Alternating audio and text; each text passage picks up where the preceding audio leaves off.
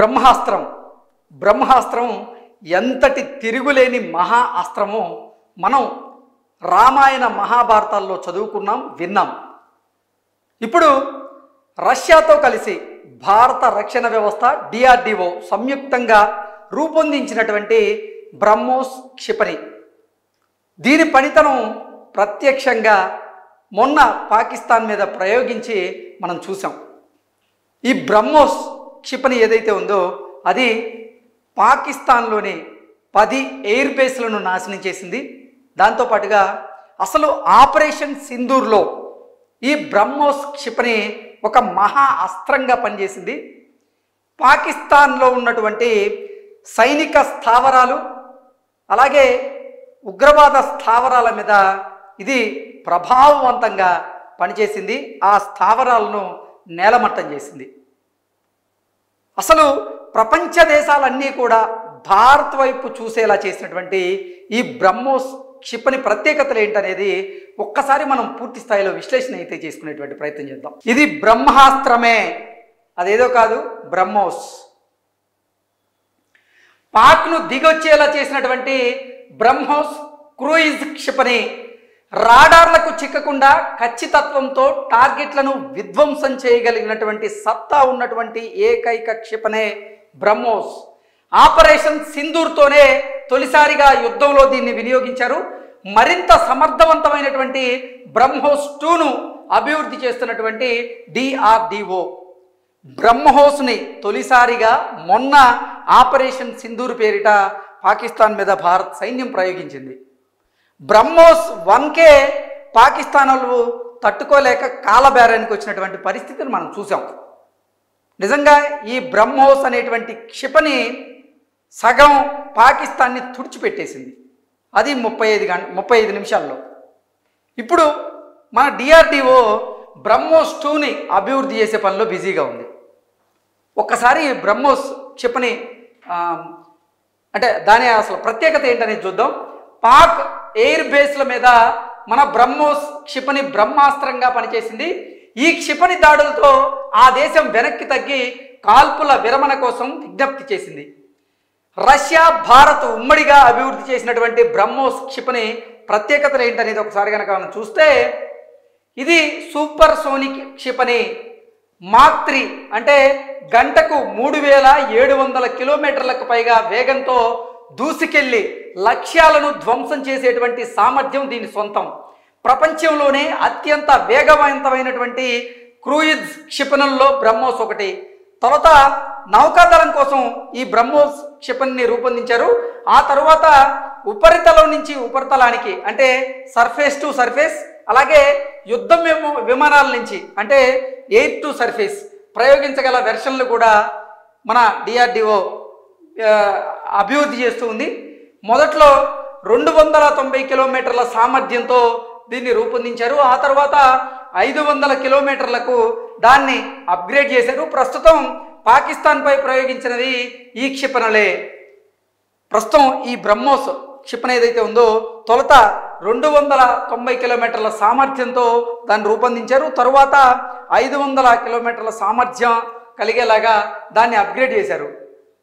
మరింత వేగం సామర్థ్యంతో కూడినటువంటి బ్రహ్మోస్ 2 హైపర్సోనిక్ వర్షన్ ప్రస్తుతం ప్రయోగాల దశలో ఉంది. అది గంటకు 9700 కిలోమీటర్ల వేగంతో 1500 కిలోమీటర్ల దూరంలోని లక్ష్యాలను ఛేదించేలాగా దీన్ని రూపొందించారు. బ్రహ్మోస్ 1కే బ్రహ్మోస్ క్షిపణికే ఇప్పుడు పాకిస్తాన్ గజగజలాడింది అంటే, ఇక బ్రహ్మోస్ 2 గనక అది తయారైతే పాకిస్తాన్ లాంటి దేశాలు అసలు భారత్తో యుద్ధం అంటేనే భయపడేటువంటి పరిస్థితి అయితే వస్తుంది. నిజంగా చైనా ఇప్పటి వరకు రూపొందించినటువంటి ఉత్పత్తి చేసినటువంటి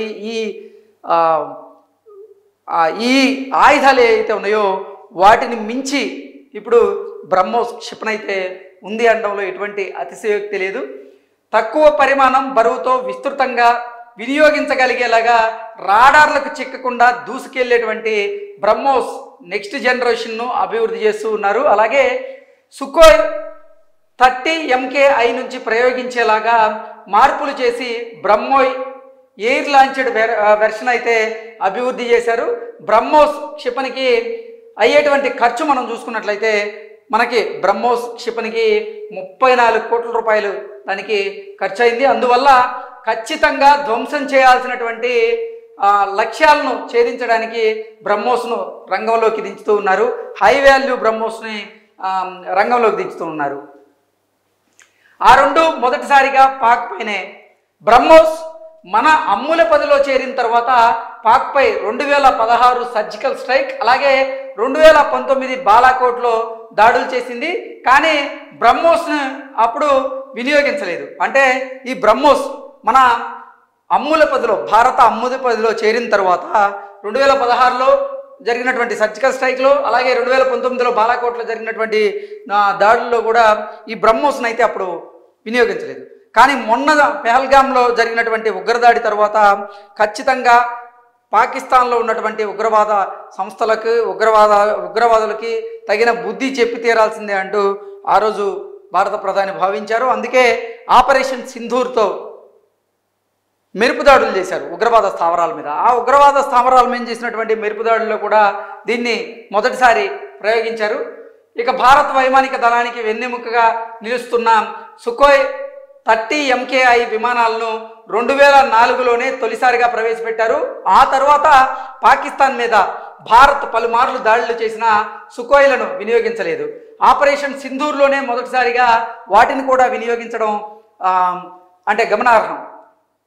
ఒకే దెబ్బతో నౌకను ముంచేసేటువంటి సామర్థ్యం దానికి ఉంది. నౌకాదళం వినియోగించేటువంటి బ్రహ్మోస్ క్షిపణి బరువు సుమారు 3 టన్నులు. బ్రహ్మోస్ క్షిపణి వేగం చూసుకున్నట్లయితే వేగం, బరువు కారణంగా దాని గతిశక్తి అంటే కైనెటిక్ ఎనర్జీ చాలా ఎక్కువ.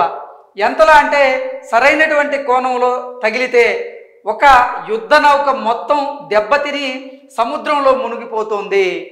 సో ఈ బ్రహ్మోస్కు సంబంధించినటువంటి క్షిపణి ప్రత్యేకత ఏంటంటే దీని బరువు వచ్చేసి సుమారు 3 టన్నులు ఉంటుంది.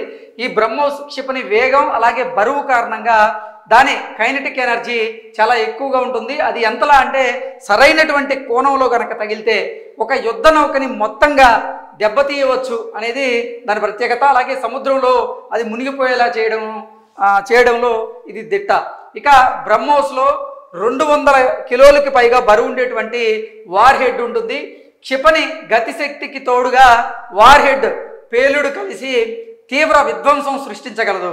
సో బ్రహ్మోస్లో 200 కిలోలకు పైగా బరువు ఉండేటువంటి ఒక వార్ హెడ్ అయితే ఉంటుంది. ఈ క్షిపణి గతిశక్తికి తోడు ఈ వార్ హెడ్ గనక తోడైతే పేలుడు భయంకరంగా ఉంటుంది. దాని తీవ్రత మామూలుగా తీవ్ర విధ్వంసాన్ని అయితే అది సృష్టించగలదు. భారత దాడిలో పాక్ ఎయిర్ బేస్లో తీవ్రంగా దెబ్బతినడానికి ఇదే కారణమని రక్షణ రంగ నిపుణులు తెలియజేస్తూ ఉన్నారు. బ్రహ్మోస్ LR సక్సెస్ 800 కిలోమీటర్ల దూరంలోని లక్ష్యాన్ని ఛేదించేలాగా దీన్ని రూపొందించారు. బ్రహ్మోస్ సూపర్సోనిక్ క్షిపణుల్లో మరింత ఎక్కువ దూరంలోని లక్ష్యాలను ఛేదించగలటువంటి బ్రహ్మోస్ అంటే లాంగ్ రేంజ్ వేరియంట్ను DRDO విజయవంతంగా పరీక్షించింది. బంగాళాఖాతం తీరంలో పరీక్షించినటువంటి ఈ క్షిపణి 800 కిలోమీటర్ల దూరంలోని లక్ష్యాలను ఛేదించగలదని రక్షణ వర్గాలు వెల్లడించాయి. పాక్లోని అన్ని ప్రాంతాలు అలాగే చైనాలో దాదాపుగా టిబెట్ మొత్తాన్ని ఇది చేరుకోగలుగుతుందంటూ తెలియజేశారు. ఒక్కసారి కనుక మనం పాక్ మీద కానీ లేదా చైనా మీద కానీ దాడి చేయాలి అనుకుంటే ఇది పాక్లోని అన్ని ప్రాంతాలను ఈ బ్రహ్మోస్ 800 కవర్ చేయగలదు. అలాగే చైనాలో దాదాపుగా టిబెట్ మొత్తాన్ని కూడా ఇది చేరుకోగలుగుతుందంటూ మన రక్షణ వ్యవస్థలో ఉన్నటువంటి అధికారులు తెలియజేస్తున్నారు. ఇందుకోసం క్షిపణి పొడవు పెంచి పెద్ద ఇంధన ట్యాంక్ను అమరుస్తున్నట్లుగా కూడా వాళ్ళు వెల్లడించారు. సో మొత్తంగా చూసుకున్నట్లయితే ఈ బ్రహ్మోస్ పాకిస్తాన్ పాలిట బ్రహ్మాస్త్రంగా పనిచేసింది. పాకిస్తాన్లో ఉన్నటువంటి సైనిక స్థావరాలను, వైమానిక స్థావరాలను ధ్వంసం చేయడంలో బ్రహ్మోస్ కీలక పాత్ర అది పోషించింది. ఇక మొత్తంగా చూసుకున్నట్లయితే ఆపరేషన్ సింధూర్లో ఈ బ్రహ్మోస్ క్షిపణిని తొలిసారిగా భారత సైన్యం పాకిస్తాన్ మీద ప్రయోగించింది. గతంలో 2016లో 2018లో మనం పాక్ చేపట్టినటువంటి ఉగ్రవాద దాడులకు ప్రతీకార దాడులు అప్పుడు తీర్చుకున్నప్పటికీ ఆ టైంలో మాత్రం ఈ బ్రహ్మోస్ క్షిపణుల్ని వాడలేదు. తొలిసారిగా మాత్రం మొన్న పెహల్గాం ఉగ్రదాడి తర్వాత ఆపరేషన్ సింధూర్లో భాగంగా ఈ బ్రహ్మోస్ క్షిపణిని అయితే ప్రయోగించడం జరిగింది. దీని వేగం, దీని సామర్థ్యం చూసుకున్నట్లయితే మిగతా దేశాలు తయారు చేసేటువంటి అన్ని క్షిపణులతో పోలిస్తే ఇది నెంబర్ 1 ప్లేస్లో ఉంటుంది అనడంలో అతిశయోక్తి అయితే లేదు. Thank you so much.